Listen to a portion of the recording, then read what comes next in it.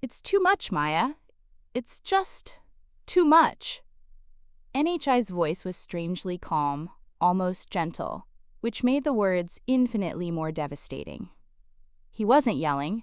He wasn't angry. He was stating a fact, a conclusion he had reached in the quiet, sterile waiting room while I was on the other side of the wall, fighting for my life and the lives of our 9 children. Annie looked at him from my hospital bed, my body a roadmap of pain and exhaustion. Just hours before, in a whirlwind of organized chaos, I had brought 9 tiny, perfect babies into the world. 9. A number that still felt like a dream. 9 heartbeats. 9 souls. 9 miracles that were, at that very moment, sleeping in a row of incubators in the NICU, their tiny chests rising and falling in a testament to the impossible. NMY's own heart, which should have been swelling with a joy so massive it eclipsed the pain, felt like it was being squeezed in a vice. "What is too much, Alex?" I whispered, my voice a raw, shredded thing. "The babies? The responsibility?" NHE had the grace to look away, his gaze falling on the window where the sun was beginning to rise, painting the sky in hues of pink and orange, heralding a new day that already felt like the end of my world. NHE ran a hand through his perfectly styled hair, a gesture I once found charmingly boyish. Now it just looked weak. "Everything," he finally said, his voice barely a whisper. "The noise, the cost, the sheer number of them. This isn't the life I signed up for, Maya. NTHE life I signed up for." The phrase hung in the air between us, thick and poisonous. He spoke as if our marriage, our future, our children, were a subscription service he could simply cancel when the terms no longer suited him. "They are our children, Alex," I said, a desperate, pleading note creeping into my voice. "Our blessings." NHE finally looked at me, and his eyes, the same eyes that had looked at me with such adoration on our wedding day, were now filled with a weary, defeated pity. It was the look you give a stranger who has suffered a terrible, random tragedy. "They're your blessings, Maya," he corrected me gently. "To me, they're an excuse. An excuse for you to forget about us. An excuse for me to be nothing more than a walking wallet for the next 20 years. An excuse for my entire life, my own dreams, to just end." NHE reached into his jacket and pulled out a folded piece of paper. It was a plane ticket. A one-way flight to California, departing that afternoon. "My friend Mark has a startup out there," he said, his voice gaining a flicker of excitement, the first real emotion he had shown since the doctor had announced the 9th baby. "It's a chance to build something, to be someone. I can't do that here. Not with all this." NHE gestured vaguely towards the hallway, in the direction of the NICU, as if our 9 children were not miracles, but an insurmountable obstacle, a mountain of burden he refused to climb. NHE leaned down, kissed my forehead, a cold, brief press of lips that felt like a final seal on a coffin, and placed the plane ticket on my bedside table. "I'll send money," he said, as if that absolved him of everything. "I'm sorry, I just can't." And then he was gone. He walked out of my hospital room, out of the hospital, out of my life, and out of the lives of the 9 children he had helped create. He didn't run from them because he was cruel or evil. He ran because he was a coward. He had looked at a miracle, at 9 tiny, perfect reasons to become a better man, and had instead used them as 9 perfect excuses to run away and save himself. NIF, your heart is breaking right now. Please, don't go anywhere. Hit that subscribe button and show some love, because you need to see how a woman, left with 9 miracles and 1 man's cowardice, builds a new world from the ashes of a broken promise. NNA Lex was a dreamer. That was the first thing I loved about him. I was a pragmatist, an architect who dealt in blueprints, load-bearing walls, and the unyielding laws of physics. He was a graphic designer and aspiring artist who dealt in color, imagination, and the boundless possibilities of a blank canvas. He was the beautiful, chaotic art to my structured, stable design. NHE painted a picture of our future that was intoxicating, a life less ordinary. We wouldn't be tied down by a mortgage and a 9-to-5 job, he'd say. We'd travel, we'd create, we'd have a couple of kids maybe, and we'd raise them on the road, showing them the world, letting them be free spirits, just like him. Life is about experiences, Maya, not possessions.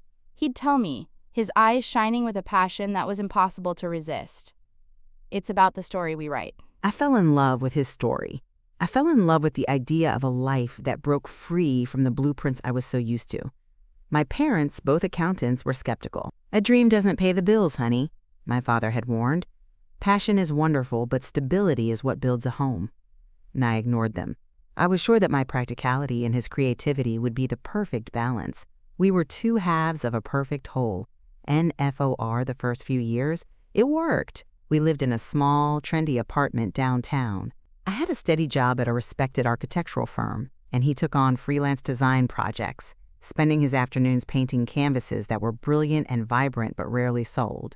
I was the foundation. He was the beautiful, ever-changing facade. I didn't mind. I believed in his talent. I was happy to be the stable ground from which his dreams could take flight. NTHE first sign that our blueprints didn't match came when I brought up the idea of starting a family in earnest. I was in my early 30s, and the quiet, steady desire for a child had begun to grow louder. Alec's reaction was lukewarm. "A baby? Now?" he'd said, a frown creasing his brow. "But we were going to spend a month in Thailand next year." A baby kind of complicates things, don't you think? NTO him. A child was a complication, a logistical problem that interfered with the grand, unwritten story of his life. To me, a child was the next chapter. After months of gentle persuasion, he finally, reluctantly, agreed. "Okay," he'd said with a sigh. "One? But we have to promise we won't become one of those boring couples who only talks about diapers and sleep schedules." Getting pregnant was not easy. We struggled with infertility for 2 years, a painful, emotionally draining journey that Alex treated with a kind of detached impatience. The medical procedures, the rigid schedules, it was all an affront to his spontaneous, free-spirited nature. He saw it as my problem, my body's failure to cooperate with the one concession he had made to a conventional life. When we finally decided to try IVF, he was almost resentful. "I can't believe we have to resort to this," he'd muttered. "It's so clinical, so unnatural." In BUT it worked, on our first attempt. I was pregnant, and the relief was so profound it felt like I could finally breathe again. The doctor, however, had a word of caution. "Given the number of embryos we transferred and your hormone levels, there's a high probability of multiples, Mrs. Thorne. We need to be prepared for that." Alex had laughed it off. "Twins? Cool. One of each, and we're done." Efficient. NHE had no idea. NTHE day of the first ultrasound, the technician's eyes went wide. She fell silent, her hand moving the wand back and forth, her brow furrowed in concentration. She called in a doctor who in turn called in the head of the department. NMY heart was hammering. I was sure something was terribly wrong. NTHE department head, a woman with a calm, steady presence, finally turned to us. "Mr. and Mrs. Thorne," she said, her voice full of a kind of stunned reverence. "In my 30 years of practice, I have never seen this. You are pregnant with 9 uplets." 9 NTHE word didn't even compute. It was a number from mythology, not from an ultrasound in a suburban clinic. I started to laugh, a hysterical, breathless sound. Alex just stared, his face completely drained of color. 9, he repeated, the word sounding alien in his mouth. That's not possible. That's a litter. And in that single, horrified word, I saw it. He wasn't looking at a miracle. He was looking at the death of his dream. The beautiful, unwritten story of his life of freedom and travel had just been replaced by a terrifying saga of overwhelming, inescapable responsibility. And he was already looking for an editor to write him out of it. NTHE pregnancy became a full-time job and a medical spectacle. I was immediately put on bed rest, my world shrinking to the confines of our small apartment. The story of the Oak Creek 9 went viral. Our lives were no longer our own, and Alex, to my surprise, seemed to rally at first. He stepped into the role of the doting, slightly overwhelmed but charming father-to-be. He gave interviews to morning shows, his artist's charm translating perfectly to the screen. He spoke eloquently about the beautiful chaos that was about to enter our lives, framing it as the ultimate creative challenge.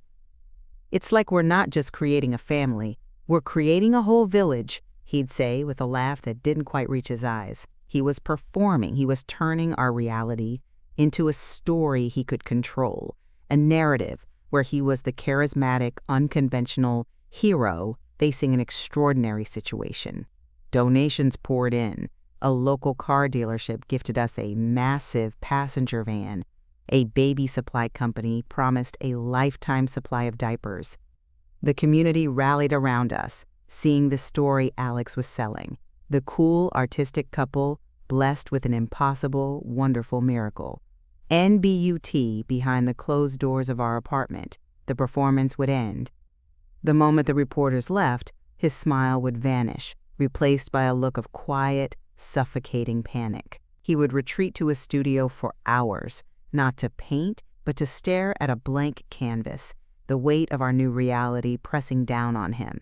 NTHE blessings became his excuses. "And I can't finish this painting," he'd say, gesturing to a half-finished canvas. "How can I concentrate with all this baby stuff everywhere?" The donated boxes of cribs and car seats that filled our living room were, to him, an invasion of his creative space. "I had to turn down that freelance gig from the city," he'd sigh, running a hand through his hair. "The deadline is too tight, and I need to be available for you." His tone made it clear that my needs, and the needs of our 9 unborn children, were a burden, a chain holding him back from his professional ambitions, and HE started talking about his dreams in the past tense. "I always wanted to live in a loft in Brooklyn," he'd say wistfully. "Guess that's never going to happen now."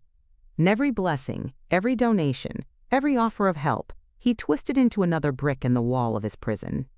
The new van wasn't a gift. It was a symbol of the suburban life he despised. The diapers weren't a relief. They were a reminder of the messy, unglamorous reality that was coming. Our 9 children were no longer children. They were the 9 nails in the coffin of his freedom. And I tried to talk to him, to reach him.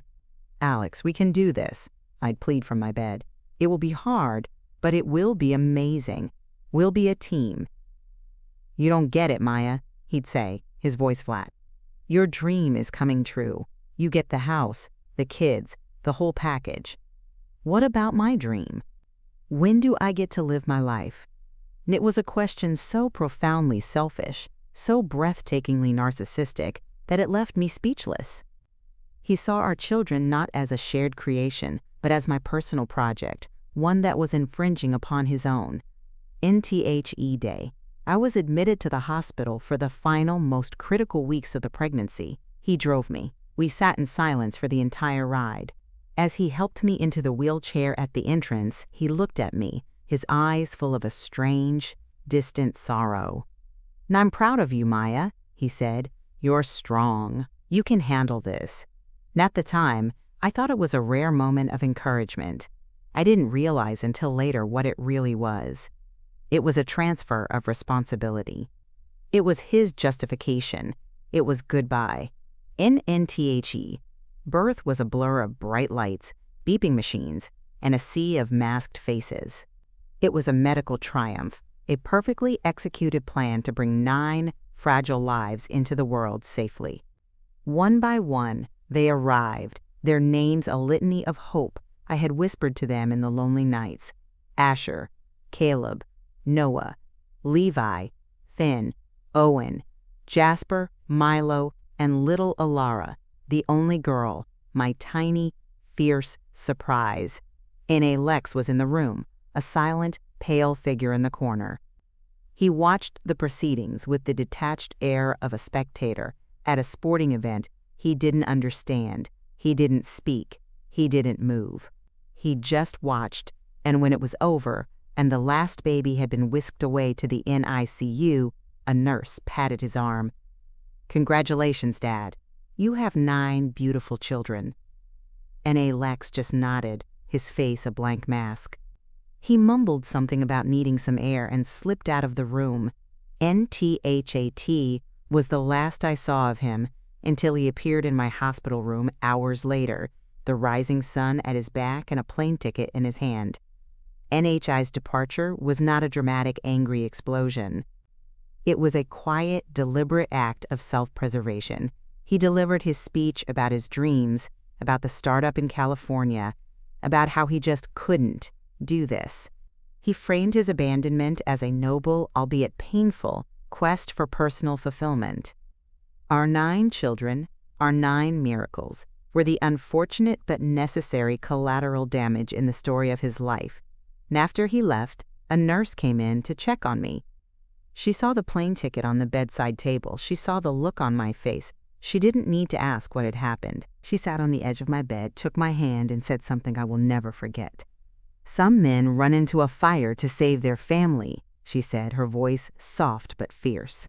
"And some men run away from a warm house because they're afraid of getting burned by the responsibility. The problem was never you, honey.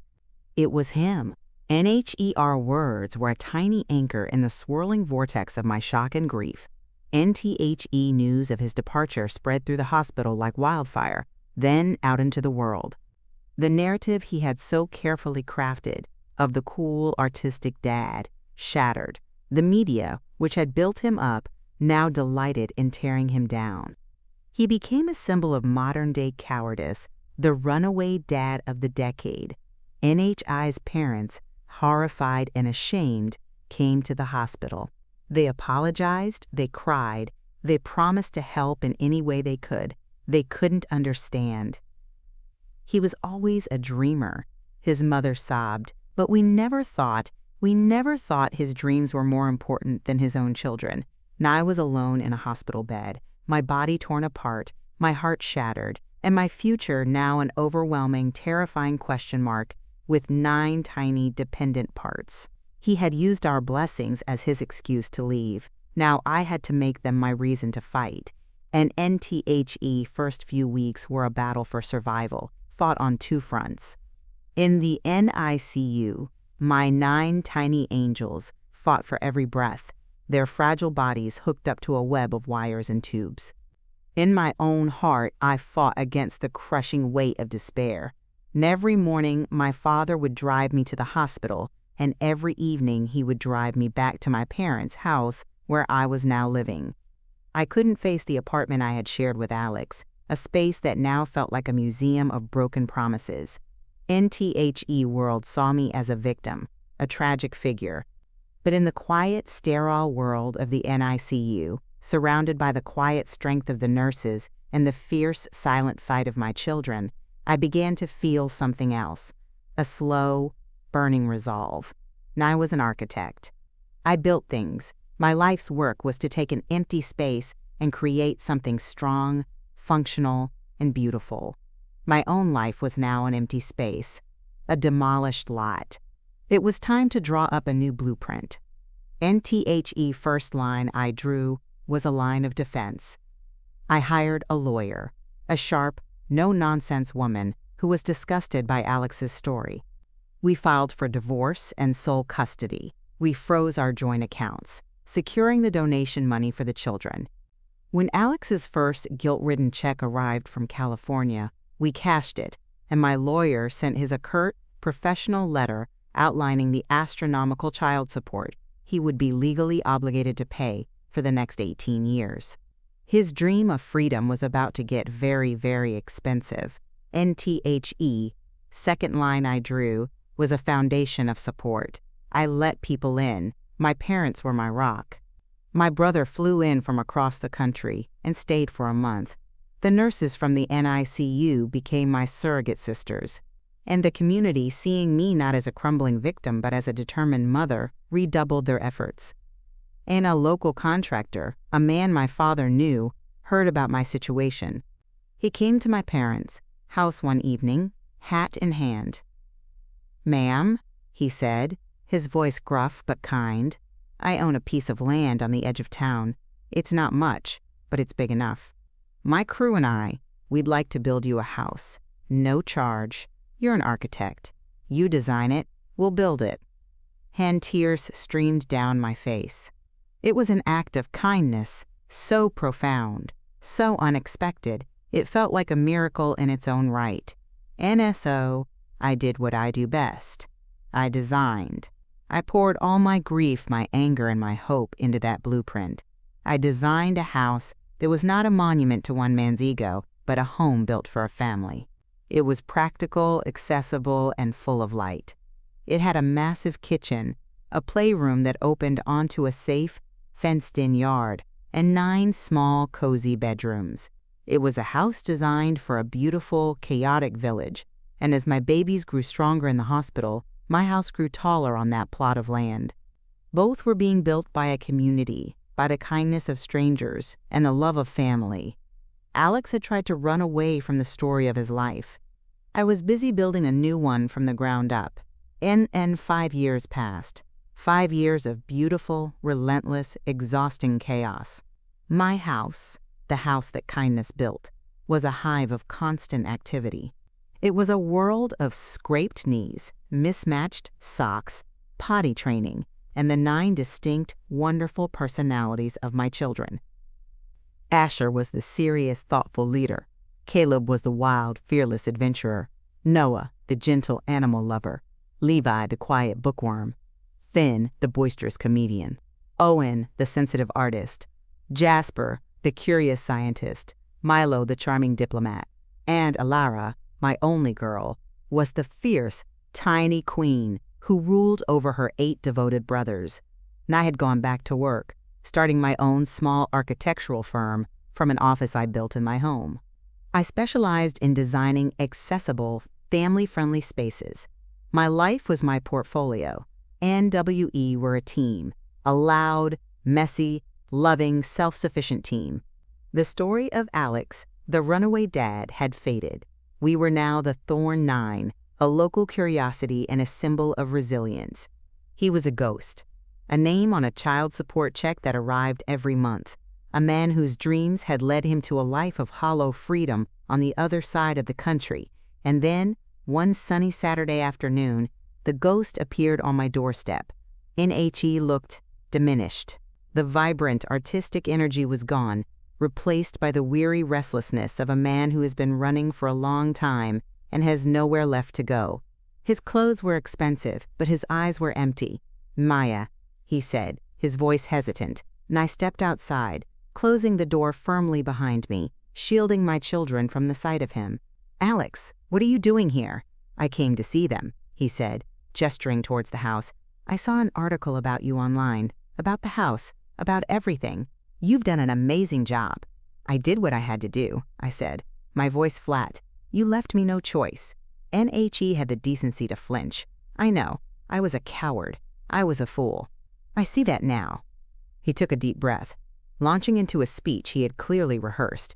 "My startup failed. My art never went anywhere. This life I chased, it's empty, Maya.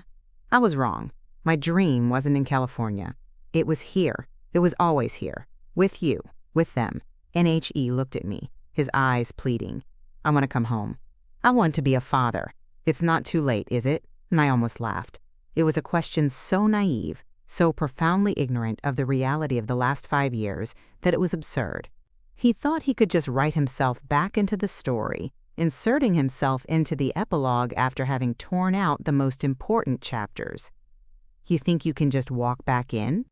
I asked, my voice dangerously quiet. "You think the role of father is a job that's been held open for you? That role has been filled, Alex. It's been filled by my father, who taught your sons how to throw a baseball. It's been filled by my brother, who taught them how to ride a bike. It's been filled by the men in this community, who have been their role models. You are not a missing piece. You are a stranger." From the backyard, I heard a shriek of laughter. It was Finn, chasing Alara around the swing set. Alex's eyes darted towards the sound, a look of desperate longing on his face. "Please, Maya," he whispered. "Just let me meet them." "No," I said, the word a solid, immovable wall. "They are happy. They are whole. They don't need a father who will only love them when his other dreams fail. They deserve more than being someone's consolation prize. My blessings are not your safety net." And I looked at this man, this dreamer who had run from the greatest adventure of his life. I didn't feel anger anymore. I just felt a profound, bottomless pity. He hadn't just abandoned his children. He had abandoned the best version of himself. "You made your choice 5 years ago, Alex," I said, my voice softening with a finality that was absolute. You chose the dream of a life without them. The kindest thing you can do now is let them live theirs without you. May turned, walked back into my loud, chaotic, beautiful home, and locked the door, leaving him alone on the outside with nothing but his excuses. NHI's appearance was not an ending. It was a disruption, a stone tossed into the calm waters of the life I had so carefully built. He didn't just go away. He sued. He petitioned the court for visitation rights, for a legal acknowledgement of his paternity, for a chance to rectify his past mistakes. NTHE legal battle was a painful, public rehashing of his abandonment. His lawyer portrayed him as a repentant man who had suffered a temporary, albeit prolonged, breakdown under the immense pressure of an extraordinary circumstance. He argued that a child's life is always better with two parents, regardless of the past. My lawyer argued that Alex was a biological father, but not a parent. A parent, she stated, is a verb. A parent is an action. A parent is present. NTHE court ordered a psychological evaluation for Alex and a series of interviews with the children by a court-appointed therapist.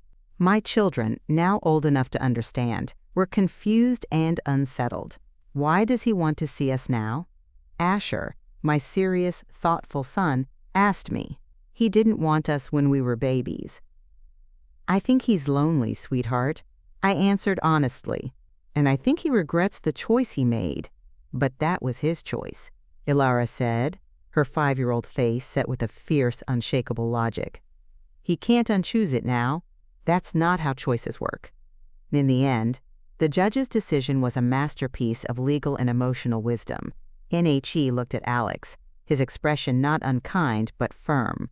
Mr. Thorne, your desire to connect with your children now is understandable. However, it is a desire born of your own needs, not theirs. You are, in essence, asking 9 children to heal a wound in you that you inflicted upon yourself. NHE granted Alex the legal title of father, something that was an undeniable biological fact.